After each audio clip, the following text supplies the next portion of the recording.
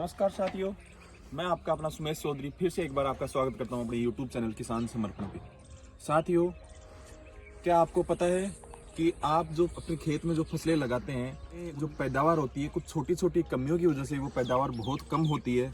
कुछ छोटी छोटी कमियां होती है जिनमें ओनली श्रम अपने को करना होता है, ओनली अपने को पसीना बहाना होता है, उनमें पैसों की भी जरूरत नहीं होती। वो छोटी छोटी कमियां अपन पूरी कर देंगे तो फसल में 2 गुनी या 3 गुनी पैदावार बढ़ जाती है। आपने देखा होगा, अपने ही गांव में एक छोटा किसान होगा जो आपसे कम जमीन होते हुए भी वो अच्छी पैदा ले लेता है। इसका क्या कारण होता है, क्या आपने कभी सोचा है? इसका कारण सर यही होता है कि वो छोटी छोटी कमियां जो होती है उनको पूरी करता है। वो पूरे काम जो बरसात से पहले करनी चाहिए वो सारे काम वो करता है अपने खेत में।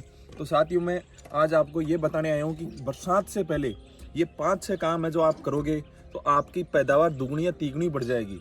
ये छोटी छोटी कमियां हैं जो इनको आपको पूरी करनी है तो आपकी पैदावार काफ़ी बढ़ेगी। तो साथियों, पहला काम बता देता हूँ कि बरसात आने से पहले, इससे पहले मैं आपको एक चीज़ बता दूं दोस्तों कि मैं एक किसान हूं, मेरे पिताजी किसान है, मेरा भाई किसान है।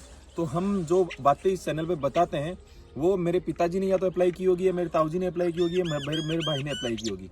अप्लाई करने के बाद ही हम आपको बताते हैं क्योंकि हम खुद किसान हैं। साथियों, पहला काम आपको मैं बता दूं, बरसात आने से पहले अपने खेत में गहरी जुताई जरूर कर ले, क्योंकि जब तक गहरी जुताई नहीं करोगे आपके खेत में अच्छी पैदावार आप नहीं ले सकते। गहरी जुताई करने से अब क्या मतलब है? गहरी जुताई करने का मतलब यह है कि जैसे हमने इस खेत में पलाव निकाल रखे हैं, 2-3 बार पलाव निकाले हैं, उसके बाद जो हम है हल से जो वह गोज कर रहे हैं। अब इसका गहरी जुताई करने का अर्थ यह है कि इससे मिट्टी उलट पुलट होगी, तो जो खेत के अंदर जो या तो निमेटोड है या फंगस है या जो भी खरपतवार के बीज है वो अंदर है, वो बाहर आएंगे और तपती धूप में वो रहेंगे तो वो निमेटोड भी मरेगा, फंगस भी मर जाएगा और खरपतवार के बीज भी खत्म हो जाएंगे। इन सब से छुटकारा पाना है, निमेटोड से, खरपतवार के बीजों से और फंगस से, तो आपको गहरी जुताई करनी पड़ेगी।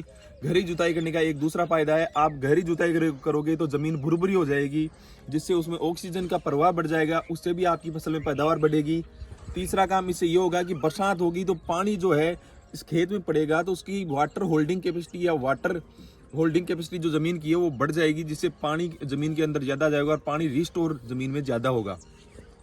अब दूसरा काम मैं साथियों आपको बता देता हूँ, बरसात से पहले आप अपने खेत में गहरी जुताई करने के बाद या पहले एक ग्रीन मैन्योरिंग जो होती है, हरी खाद, वो फसल जरूर लगाएं। इसमें बहुत सारी फसलें होती है, जैसे आपका ग्वार हो गया, बाजरा हो गया, मूंग हो गया, उड़द हो गया, मोठ हो गया। लेकिन मैं सबसे ज़्यादा रिकमेंड करूंगा आपको कि आप सबसे ज़्यादा राजस्थान में जैसे हमारे ग्वार सबसे बढ़िया रहता है, उसके अलावा एक होता है ढेंचा, सनहेम। ग्वार और सनहेम, ढेंचा, ये दोनों फसलें बहुत अच्छी होती है। ये आप अपने खेत में लगाओगे तो आपके खेत में खाद बहुत कम डालने की जरूरत पड़ेगी, आपको यूरिया भी बहुत कम डालने की जरूरत पड़ेगी। ये फसलें हरी खाद आप लगाकर इनको 1 महीने से लेकर 2 महीने तक, 30 दिन से 60 दिन के अंदर अंदर इनको फूल आने से पहले पहले अपन खेत में जुताई करके मिला देंगे तो सर ये आपकी खेत की उपजाऊ क्षमता को काफ़ी ज़्यादा बढ़ाएंगे। अब सर तीसरा काम ये करिए कि बरसात आने से पहले आपके खेत की अच्छे से लेवलिंग कर दे। लेवलिंग करने के बाद तो उसके चारों तरफ मेड़ बना दे अगर पानी बाहर बहता है तो, क्योंकि जब बरसात का पानी बाहर बहता है तो साथियों इससे बहुत ज़्यादा नुकसान आपके खेत में होता है, क्योंकि परत अपर्दन होता है। परत अपर्दन मिट्टी का परत के रूप में मिट्टी जाती है जो हमारे को दिखाई नहीं देती। अपर्दन हमारे को दिखाई नहीं देगा पर वो सबसे घातक होता है। वो अपने ज़मीन की सबसे ऊपरी परत जो सबसे उपजाऊ होती है उसको बहा कर ले जाता है बाहर। तो ये काम जरूर कर ले साथियों, अपने खेत के चारों तरफ या तो मेड़ बना दे जिससे कि पानी खेत का उसी खेत में रहना चाहिए, बरसात का पानी बाहर नहीं जाए, तो परत अपर्दन नहीं होगा और आपकी उपजाऊ क्षमता जो खेत की है वो बरकरार रहेगी।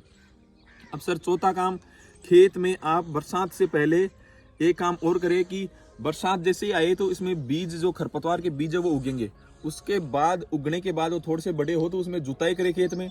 फिर बरसात होगी तो फिर उगेंगे, फिर जुताई करें। उससे क्या होगा, जितने भी खरपतवार है वो नष्ट होते रहेंगे, उनके बीज उग के नष्ट होते रहेंगे। एक दूसरा काम, और भी ज़्यादा खरपतवार अगर आपके खेत में बहुत ज़्यादा है तो उगने के बाद उनमें अपना हर्बिसाइड, नॉन सेलेक्टिव हर्बिसाइड जो होता है उनका छिड़काव कर दें, जो जिससे कि वो खत्म हो जाएंगे।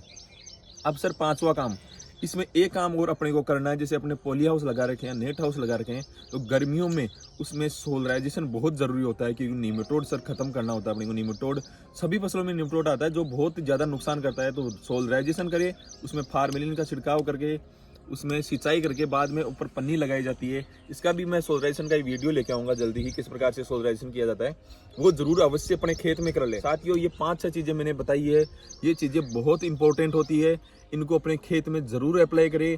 आप ये अप्लाई करोगे तो आपको खुद को, आप इस बार ही करें इनको, अगले साल का वेट नहीं करें।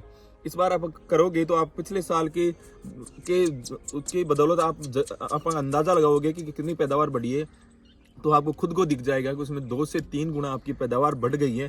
साथियों, मैं किसान हूँ, किसानी के सारे गुण जानता हूँ, इसलिए आपको ये नॉलेज में छोटा छोटा जो मेरी बातें हैं वो मैं बताता चलता हूँ, तो इनको आप अपने खेत में अप्लाई करिए। नमस्कार साथियों।